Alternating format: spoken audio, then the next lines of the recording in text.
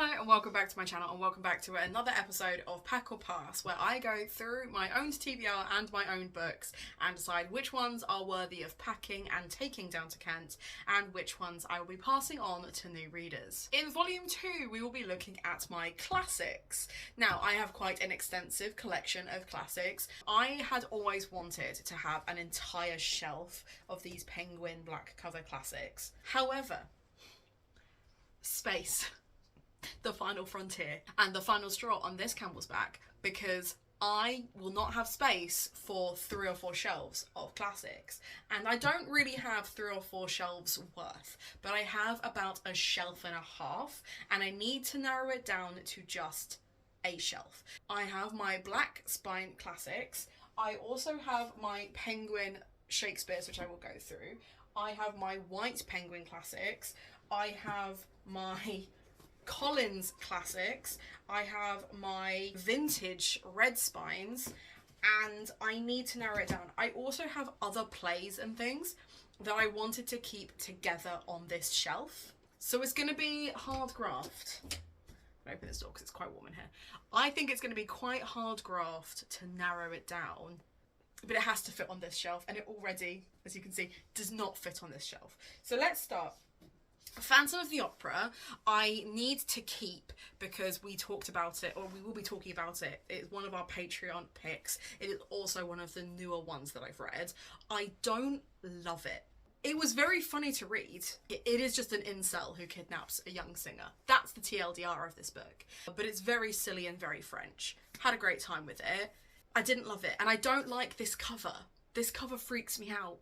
But I kind of wanted to have a copy because it's a classic that I read, but I'll never read it again, so we're calling it a maybe. I'm going to skip over a couple because I haven't read them and go to one that I know will be an easy pass. So I have a charity shop copy that I got of The Fall of the House of Usher and Other Writings by Edgar Allan Poe. Now I was intending to read this, then read a book that was a retelling of The Fall of the House of Usher, which is What Moves the Dead, and then watching the TV show The House of Usher. But I have been reliably informed by Olivia from Olivia's Catastrophe that Edgar Allan Poe was a massive racist, and I don't need it. So he is a pass. I am passing on Edgar Allan Poe. There is one done and cleared. I have The Man in the Iron Mask by Alexandre Dumas. Now I attempted The Count of Monte Cristo, and I didn't love it. I just didn't love it.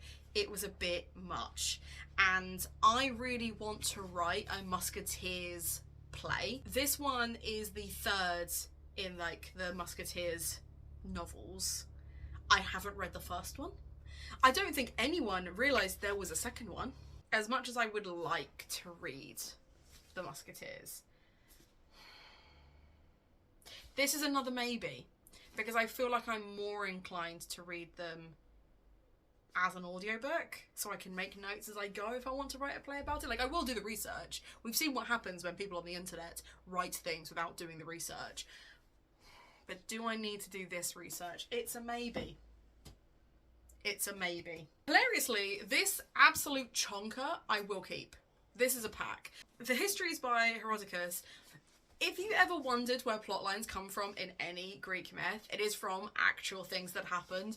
This is basically, other than like the War of the Roses, was an outline for gruesome things the Greeks did to each other that Game of Thrones then just stole. Like, there's things in this that you're like, you can tell people knew of these things and studied these things when they wrote them into their books. And I need to have another proper read. I need to have another proper go at this, because I feel like it will inspire so much, but I need to take my time with it. Before, it was when I was doing my 100 books, and my brother picked this for me because he's an absolute villain of a human being. So this is packed. I am keeping this absolute chonker because I think actually Greek history is really interesting. With that in mind then, I've got a few other like Greek ones, which I am inclined to keep. I have the Iliad, by Homer. I have the 3 Theban plays by Sophocles, and I have Aristotle's Poetics. This is more of a critical read than stories, whereas these are myths, legends and plays. So I feel like I don't need Aristotle. Whereas I do want Homer and Sophocles. But then he's part of a collection. And he's only little. Do I need Aristotle's Poetics? Well, if I'm teaching A-level English at some point, I absolutely will need it. No, he's part of a trio. We're keeping those. So we're keeping the Iliad and the 3 Theban plays, and we're keeping Aristotle's Poetics. And I will probably need to reread Aristotle's Poetics soon, which is terrifying. They're packed. We're keeping them. They're sticking around. I think that's all the ones that are like straight up obvious. So let's get into the less obvious ones. We have George Eliot's Middlemarch. Now, this is a nuanced novel about lives and communities and fortune. It is also by a woman author. So I feel like maybe, but it's also massive. I'm gonna maybe it. It's another maybe. I don't know enough about it to be like, yes, hard and fast keep or hard and fast pass. It's just a swift maybe. Oh, we've got another one. So I've also got Plato, The Last Days of Socrates. I didn't realise I had that. That's hilarious. Like, genuinely not knowing that I had another classic on here. This is more philosophy than literature. So I'm going to pass. I'm not that fussed about it, to be honest. I think I unhauled this from my friend George. But because it is more theology, I'm going to pass. No more Plato for me. Friedrich Nietzsche, I've got 2 Nietzsche, and I've not read either of them. I've got Beyond Good and Evil and The Birth of Tragedy. By the looks of things, The Birth of Tragedy looks at Greek tragedy as an argument for art and life.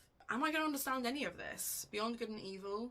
I feel like, much like with Poetics, these are going to be things that actually help me as an English teacher, but I just don't want to read them. But I will keep them. I will keep them for that reason. These, I think, will be beneficial to me as a teacher and a reader. But it feels like homework. At least with this, yes, it felt like homework at the time. But when I pick it up again, it will be because I actually enjoyed reading it, as opposed to... They're not even maybes. It's more that I know I should pack them. I just don't want to. Would you pack 2 Nietzsche books? They can live here for now, and then I'll hope that I run out of space and therefore can't take them with me. E.M. Forster's A Passage to India. I studied this at university and I remember absolutely nothing about it. I am not entirely convinced I actually read this whole thing. I also apparently used an innocent smoothie wrapper as a bookmark. I think I read the chapters that were relevant to the lecture and then just never finished it. I have no interest in reading it, so that is a pass. We are passing on A Passage to India. Okay, I have a whole bunch of Charles Dickens.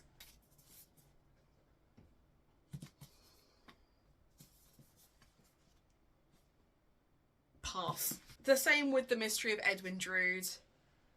I don't need Charles Dickens to take up half a shelf. Great Expectations I actually taught, and I will be teaching Christmas Carol. So I will keep Great Expectations because it's one that I actually think will be quite an interesting reread. And now that I have space, I can put this here. I need to get Christmas Carol as a classic, apparently, because I don't own that yet. I think we're doing okay. I've kept 5 for Shawsies. 4 are maybes, and 5 are gone. The Tenant of Oswald Hall by Anne Bronte I actually really enjoyed. This is probably one of the less well known of the Bronte books, but it's basically just like a telenovela level drama of this man who's like, why won't this woman marry me? She loves me. And she's just like, I don't love you, leave me alone. And then it turns out she does love him. She's just running away from her psycho ex-husband. So would recommend for any classic buffs out there that want to give this a go.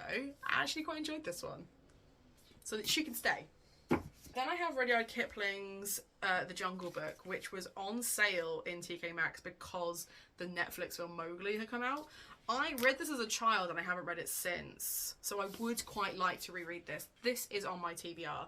I think I will enjoy that one. That one can stay. Okay, Frankenstein. I know it will really upset goth nerds to find this out. I don't care about Frankenstein. I reread it last year for Gothtober, and it was fine. I managed to finish it. It was maybe the second time I tried reading it. The first time I tried reading it, I really struggled. But I find the main character, Victor Frankenstein, literally the worst, but not in a way that I find compelling. Now, I know I have a duplicate of this because I have the canvas hardback, and therefore I do not feel any sense of guilt or remorse in putting this in my pass pile. Goodbye, Prometheus. How less we knew ye. Joseph Conrad's The Heart of Darkness. A really interesting read that, again, I read for uni. Not that you can tell I read this for uni, because this has got to be the best Nick any of my books have ever been in. But I don't think it's one that I will reread. She's only little, but I don't think I'll reread it. So I am going to let go of The Heart of Darkness. I'm going to pass on The Heart of Darkness. It is galling to think that I've had these books on my shelves for as long as I have because I wanted a full black stack and not because I actually enjoyed reading them or had any intention of reading them. I feel like that's akin to filling your cupboard with healthy foods when you know you're just going to have a marshmallow salad for dinner. Do you know what I mean? Like, why do I have these? Why were they taking up so much space? And not just space on my shelves, but in my head. Because now I've got to think about it. I have several copies of Northanger Abbey. I have a copy that I intend to annotate, which I can actually show you, which is this copy. I have put these aside because I'm not going to be packing or passing these. These are going to live in my bag until I have time to... So if I just show you, I've got other pretty copies, other classics, which weren't originally on this shelf, but are technically classics. So I have this really tatty copy, which you can't even see that that's a black spine, and then I have this pretty copy that I was going to annotate until I realised the writing is so packed in that annotating it is probably going to be quite tricky. So I'm going to have to write like the odd note here or there. I will be annotating this version. Northanger Abbey is such a great entry-level gothic. Northanger Abbey's are both staying. I only have one Sense and Sensibility and one Emma. I don't have a Pride and Prejudice that matches, but I do also have all of these in Canvas edition, but I'm keeping all of my Jane Austens, apparently. I then also have my pretty annotatable version of Persuasion. The reason that I feel like I can annotate these ones over my actual classic versions is because these cost me like £2 each, so I don't feel quite so bad about scribbling all over them. And then I have my Persuasion copy because I read the audiobook, so I treated myself to the paperback, so it's all crisp and new. I want Northanger Abbey to look like this, and she doesn't. But I actually really enjoy Persuasion. Persuasion's a good one, so they can take up some space on my shelf. I'm not going to touch my plays yet. Move all of my plays out of the way. I will worry about those in a moment. I have The Trial by Franz Kafka. It is the only blue vintage that I have. Modern classic. And I actually don't think I'll read it. I don't think this is something I will ever reach for. So I'm going to pass. I am passing on Franz Kafka's The Trial. It's not... I think I got this on hauls from a friend anyway. It's not something I would choose for myself. I would never put it on a TBR. So I'm passing. Then I have John Updike's The Witches of Eastwick, which I really want to read and haven't yet. So that will pack. We will keep this for now. I've got J.B. Priestley's The Inspector Calls. Now I can pack this because this is more likely to live at work than it is on my shelf. Because... or will it live on my shelf just because it fits everything? I'm packing anyway because I will need to reread this before I start work, because this is one of the texts that I will be teaching. So it can stay. As a modern classic, it can stay. And then the last classic that I have that is white is my Dante's Inferno copy, which again I am packing. I used this as part of my dissertation where I discussed fictional versions of hell and how they originated. And it's just such an interesting poem. So that can stay. We have George Orwell's 1984. This is the book most people lie about having read, having not actually read it. I've not read it yet, but I would like to read it, so that we're packing that. So I have Bram Stoker's Dracula. Now, you all know that Dracula is my favourite gothic of all time, so she's packed. She's not going anywhere. George Orwell's Animal Farm, which I have read before and is tiny, so she's coming with us too. The Strange Case of Dr. Jekyll and Mr. Hyde, I'm keeping. I adore this book, so that can stay. And then I have Charlotte Bronte's Jane Eyre. If I could have all of these classics in these types of covers, I absolutely would. But in the meantime, I have to get them where I can. So Charlotte Bronte is also going to be staying. I also have Jane Eyre in a canvas hardback as well, but that is already in the new place, so not a problem. So then we have my Oxford classics. I do technically have this. Now, I mentioned in my TBR that I am wary about including any Philip Pullman books on my shelves because I'm wary of his behaviour. This is his retellings of the Grimm's fairy tales. It is also a signed edition.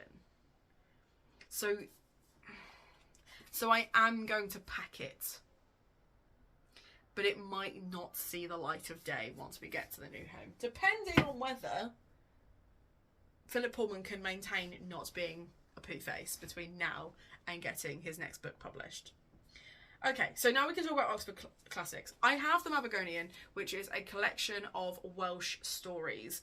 I would love to read this, but I'll be honest, I bought this because it was one of the plays that the school that I was working at had done, and I wanted to read it so I could kind of get a vibe for what kind of stories they like to work with and things they've done before. Not because I actually have any interest in it, but it is dragons and witches and interesting things like that, and there is a fair bit of space on this classics shelf. So I'm going to put it in the maybes, and we'll see how we get on. Maybe. I might keep it. I haven't decided yet.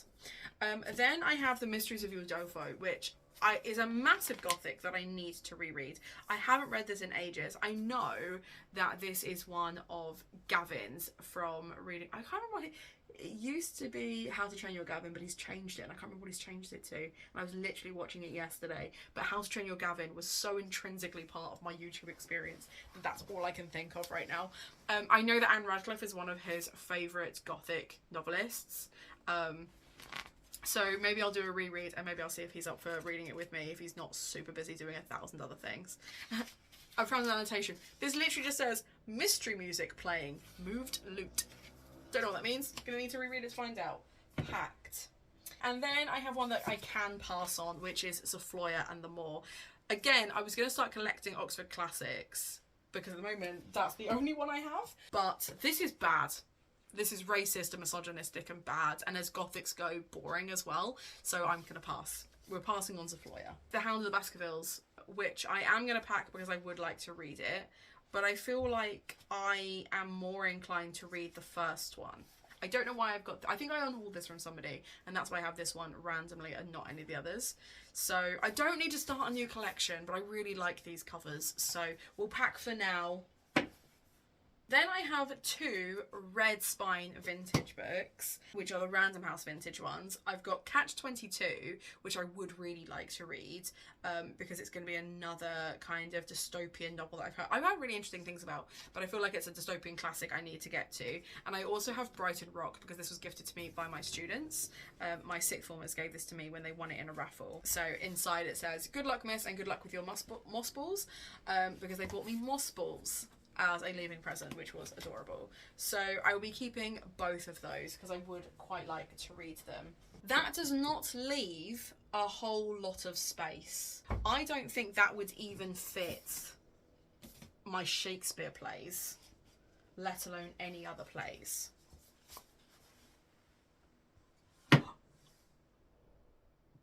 My sense of depth perception needs work. So I will go through the Shakespeare plays that I own. I'm not getting rid of any of these because I would love this to be a full collection one day. So let's start with these ones. So we have A Midsummer Night's Dream, because of course we do.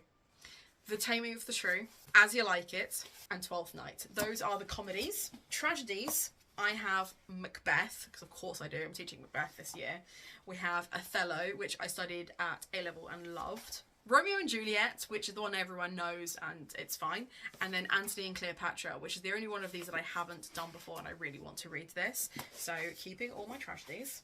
And then the 2 that I probably would have been more inclined to get rid of if I had to is Henry V and Richard II, which are the histories.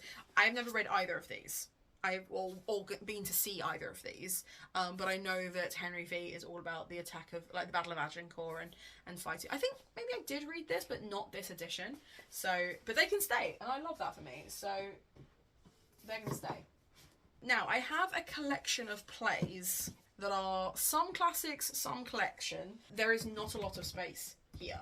I think if I was to put these in a different shelf, that might make more sense. I might be able to put them on a shelf with something else that's coming up. I have the Crucible here, which would be a Penguin classic play. I'm going to pass on the Crucible. I recently reread it, and actually the vibe was very different from what I was expecting, and I ended up writing a play based on it that didn't really go anywhere anyway, so I'm going to pass on this one. I don't need it. We also have like a couple of Methuen dramas and other things. I'm going to save these for a different collection, I think. I don't think I need to keep these here. It's not quite spreading it across 2 shelves, but when you see the next video, when these come back up, when the rest of my plays come back up, it will make sense. My logic will make sense. I hope. So that leaves us with the Mabagonian, which is a strong maybe, Man in the Iron Mask, which is another strong maybe, Phantom of the Opera, which I have read. Is it one that I'm going to rush to recommend? No. Is it one that I would rush to reread? No. Have I any interest in writing a retelling? No. So I'm going to pass. Then I have George Eliot. Then I have George Eliot's Middlemarch. Now, I did say if there was space for it, I would prioritise it as a female classic, like a woman-written classic, but I feel like that would take up that, like, that will be the only thing I could fit in this little gap. You can't see this gap, but it's literally, like, it's that. So it's... You're still a maybe. You are still a maybe. The Nietzsche's I don't care about. So I'm going to pass on the Nietzsche's, which leaves these 2 or this one, because I will not be able to fit all 3 of these on this shelf. And I don't think there's anything here that I would want to get rid of to replace them. So the question is, which would I rather read?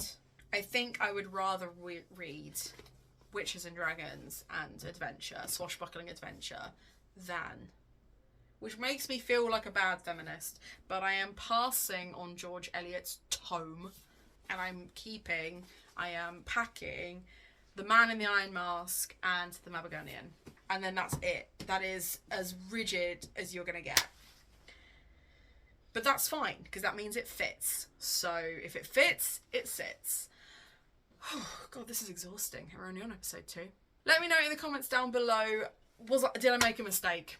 Should I have kept George Eliot? Was there a classic in this that you think I should have kept, that I should have packed rather than passed? Or something that I packed that I should have passed? If you just want to let me know you were here, feel free to leave an antique style emoji in the comments down below. Treat yourself to something from Waypoint because it supports me and my content. Check out the links down below because I have a Patreon now, and most importantly, have a nice day.